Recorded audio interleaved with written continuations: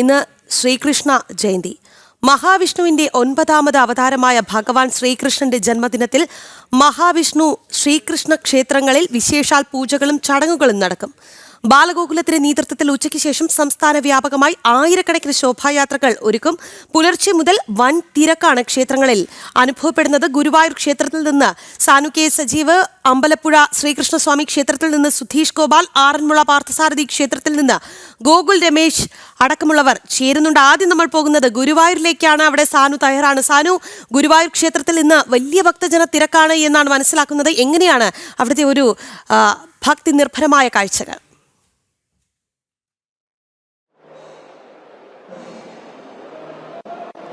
രാഖി, നമ്മൾ സൂചിപ്പിച്ച പോലെ തന്നെ ഗുരുവായൂർ ക്ഷേത്രമാണ്, അഷ്ടമിരോഹിണിയാണ്. നമ്മൾ സ്വാഭാവികമായിട്ടും ഗുരുവായൂർ ക്ഷേത്രം ഭക്തരെ കൊണ്ട് നിറഞ്ഞു കവിയും എന്നുള്ള കാര്യത്തിൽ സംശയമില്ല. എന്തായാലും ആ ദേവസ്വം ബോർഡ് കണക്ക് കൂട്ടിയതിനെ അല്ലെങ്കിൽ അതിനപ്പുറത്തേക്ക് ഒരു പക്ഷേ തിരക്കുകൾ പോകുന്നു എന്ന് തന്നെ വേണം നമുക്ക് ഈ ദൃശ്യങ്ങൾ കാണുമ്പോൾ, ഈ തിരക്കുകളൊക്കെ കാണുമ്പോൾ നമുക്ക് മനസ്സിലാവുന്നത്. രാവിലെ ക്ഷേത്രം തുറന്നപ്പോൾ മുതൽ അഭൂതപൂർവമായിട്ടുള്ള ഭക്തജന തിരക്കിനാണ് ക്ഷേത്രവും ക്ഷേത്ര പരിസരവും ഒക്കെ സാക്ഷിയായത്, അല്ലെ സാക്ഷ്യം വഹിച്ചത്.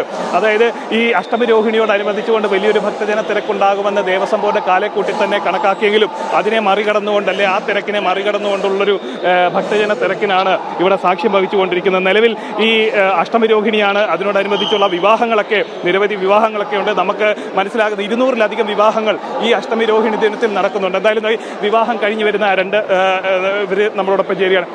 അഷ്ടമിരോഹിണി ദിനമാണ്, എത്രത്തോളം സന്തോഷമുണ്ട് ആ ദിനത്തിൽ വിവാഹം കഴിക്കാൻ സാധിച്ചത്? നല്ല സന്തോഷമുണ്ടായിരുന്നു. കാര്യം നല്ല തിരക്കിനിടയിൽ നമുക്കൊരു അവസരം കിട്ടിയതിന് നല്ല സന്തോഷമുണ്ട്. തടസ്സങ്ങളൊന്നുമില്ല.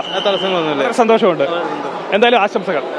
എന്തായാലും വളരെ സന്തോഷത്തിലാണ് ഈ ഒരു ദിനത്തിൽ, ഈ ഒരു ദിവസത്തിൽ അവർക്ക് വിവാഹം കഴിച്ച് അവർക്കൊരു പുതുജീവിതം തുടങ്ങാൻ സാധിച്ചതിലൊക്കെ അവർക്ക് വലിയൊരു ആഘോഷത്തിൽ, അല്ലെ വലിയൊരു സന്തോഷത്തിലുമാണ് അവരുള്ളത്. എന്തായാലും ഈ അഷ്ടമിരോഹിണിയോടനുബന്ധിച്ച് പ്രത്യേക ക്രമീകരണങ്ങളൊക്കെ ക്ഷേത്രത്തിൽ ഏർപ്പെടുത്തിയിട്ടുണ്ട്. അതായത് ഈ പ്രത്യേക ക്യൂ സംവിധാനം, സാധാരണ ദിനമൊക്കെ VIP ക്യൂ സംവിധാനമൊക്കെ ക്ഷേത്രത്തിൽ ഉണ്ടാകുമായിരുന്നു.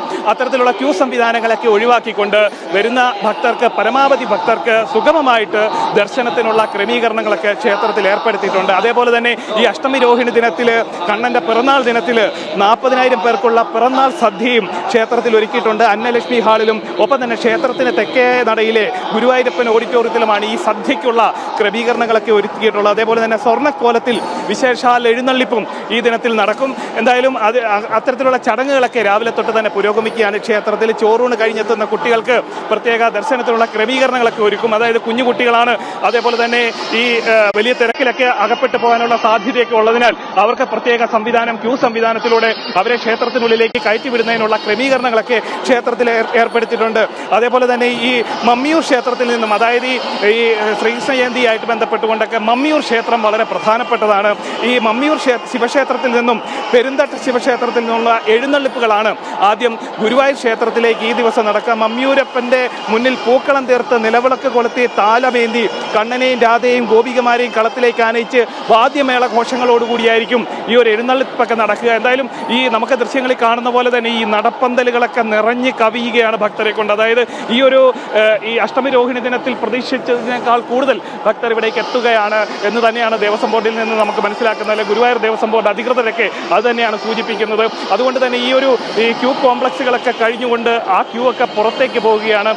ഈ വന്നിരിക്കുന്നവർക്കൊക്കെ സുഗമമായിട്ട് ദർശനം നടത്തുന്നതിന് വേണ്ടി, അല്ലെങ്കിൽ അതിനുള്ള ക്രമീകരണങ്ങളൊക്കെ ഒരു ഭാഗത്ത് പുരോഗമിക്കുമ്പോഴും ഈ ഒരു കൂട്ടമായി എത്തുന്ന ഒരു ഭക്തർ ചില ഘട്ടങ്ങളിലൊക്കെ ഈ സുരക്ഷാ ജീവനക്കാർക്കൊക്കെ പ്രതിസന്ധി ഉണ്ടാക്കുന്നുണ്ട്. കാരണം ഈ വലിയ മണിക്കൂറുകളൊക്കെ കാത്തിരുന്നിട്ട് ക്യൂവിലേക്ക് എത്തുന്ന ഭക്തർക്ക് കൃത്യമായിട്ടുള്ള ദർശനത്തിന് ഏതെങ്കിലും തരത്തിലൊരു തടസ്സമുണ്ടായാൽ അവരെ പ്രതിഷേധമൊക്കെ ഉയർത്താനുള്ള സാധ്യതയുണ്ട്. അപ്പോൾ അത്തരം സാധ്യതകളെ, അല്ലെ അത്തരം സാഹചര്യങ്ങളെയൊക്കെ മറികടക്കുന്നതിന് വേണ്ടിയിട്ടുള്ള സംവിധാനങ്ങളൊക്കെ ഒരുക്കിയിട്ടുണ്ട്. ഒപ്പം തന്നെ ഈ ഗുരുവായൂർ ടെമ്പിൾ പോലീസിന് പുറമെ പ്രത്യേക സുരക്ഷാ കമാൻഡോ വിഭാഗങ്ങളെ അടക്കം ഈ ഗുരുവായൂർ ക്ഷേത്രത്തിന്റെ സുരക്ഷയ്ക്കൊക്കെ വിന്യസിച്ചിട്ടുണ്ട്. അതായത് ഈ സാധാരണ ദിവസം നടക്കുന്ന ചടങ്ങുകൾക്ക് ശേഷമായിരിക്കും ഈ വിശേഷാൽ പൂജകളൊക്കെ ക്ഷേത്രത്തിൽ നടക്കുക. ആ സമയത്ത്, അതായത് മമ്മിയൂർ ക്ഷേത്രത്തിൽ നിന്നുള്ള എഴുന്നള്ളിപ്പുകളൊക്കെ ആരംഭിച്ചതിന് ശേഷം ഇപ്പോഴുള്ള തിരക്കിന്റെ ഇരട്ടിയാകും എന്നാണ് ദേവസ്വം ബോർഡ് പോലും കണക്ക് കൂട്ടുന്നത്. അതായത് ക്ഷേത്ര ദർശനത്തിന് വേണ്ടി കാലെ കൂട്ടി തന്നെ തലേ ദിവസം തന്നെ ക്ഷേത്രത്തിലെത്തിയ നിരവധി ഭക്തരുണ്ട്. അവരൊക്കെ ഇപ്പോഴും ഈ ക്യൂ കോംപ്ലക്സുകളിൽ, അല്ലെങ്കിൽ ഈ വഴികളിലൊക്കെ കാത്തു നിൽക്കുന്ന ഒരു സാഹചര്യമാണുള്ളത്. നമ്മൾ മണിക്കൂറുകളായിട്ട് ഇവർ ഈ വരിയിലൊക്കെ കാത്തിരിക്കുകയാണ്. അതായത് ഒന്ന് കണ്ണനെ കാണുന്നതിന് വേണ്ടി, ഈ ജന്മാഷ്ടമി ദിനം കണ്ണനെ കാണുന്നതിന് വേണ്ടിയൊക്കെ കാത്തിരിക്കുകയാണ്. എവിടെ നിന്നാണ് വരുന്നത്? കൊട്ടാരക്കര പുത്തൂർ വെണ്ടാറ്. ഇന്നൊരു കല്യാണത്തിന് ഇന്നലെ വന്നയാ. ഇന്നലെ 10:30 തൊട്ട് ഞങ്ങൾ ക്യൂ നിൽക്കുക, ഇവിടം വരെ എത്തി. എത്ര ഗുരുവായൂരപ്പനെ കാണാനായിരുന്നു. കണ്ണനെ കണ്ടിട്ടേ പോകും. കണ്ടിട്ടേ പോന്നുള്ളൂ. കൃഷ്ണനെ കാണാണ്ട് പോകാൻ പാടില്ല. ഇന്നത്തെ ദിവസം ആളുടെ പിറന്നാൾ ദിവസം വന്നതാണ് ഞങ്ങള്. അത് ക്ഷമയോടുകൂടി കാത്തു നിന്ന് നന്നായി കണ്ട് സന്തോഷത്തോടു കൂടി മടങ്ങും. എപ്പോഴാണ് എത്തിയത്? എത്ര നേരമായി ക്യൂവിലൊക്കെ തുടരാൻ തുടങ്ങിയിട്ട്? ഇന്നലെ വൈകുന്നേരം 12 മണിക്ക്.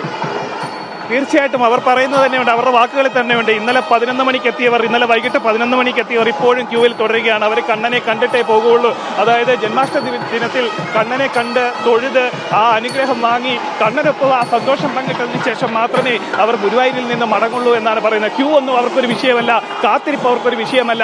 കാത്തിരിക്കുന്ന ആരെയാണോ ആ ഭഗവാനെ കണ്ടതിന് ശേഷം മാത്രമേ അവർ ക്ഷേത്രത്തിൽ നിന്ന് മടങ്ങുള്ളൂ എന്നാണ് പറയുന്നത്. അതായത് നമ്മൾ ഈ ദൃശ്യങ്ങളിൽ കാണുന്നവരൊക്കെ തലേ ദിവസം ഇന്നലെ വൈകിട്ട് മുതൽ ഈ ക്യൂവിൽ വന്ന് കാത്തിരിക്കുന്നവരാണ്. ഒരു നോക്ക് കാണാൻ, കണ്ണനെ ഒരു നോക്ക് കണ്ടിട്ട് തിരിച്ചു പോകാൻ വേണ്ടി വന്നിരിക്കുന്നവർ. ഒപ്പം തന്നെ സംസ്ഥാനത്തിന്റെ വിവിധ ഭാഗങ്ങളിൽ എത്തിയവരുണ്ട്, ഇതര സംസ്ഥാനങ്ങളിൽ നിന്ന് എത്തിയവരുണ്ട്. അങ്ങനെ ഭക്തരെ കൊണ്ട് ഈ ഗുരുപവനപുരി നിറഞ്ഞു കവിയുന്ന ഒരു കാഴ്ചയാണ് നമ്മൾക്ക് കാണാൻ സാധിക്കുന്നത്. ഇന്നലെ വൈകിട്ട് 10 മണി മുതൽ 11 മണി മുതൽ ഒക്കെ ക്യൂ നിൽക്കുന്നവരാണ് ഗുരുവായൂരിൽ. സാനു, എന്തായാലും വലിയ തിരക്കാണ്. സാനു കണ്ണനെ കാണുന്നില്ലേ?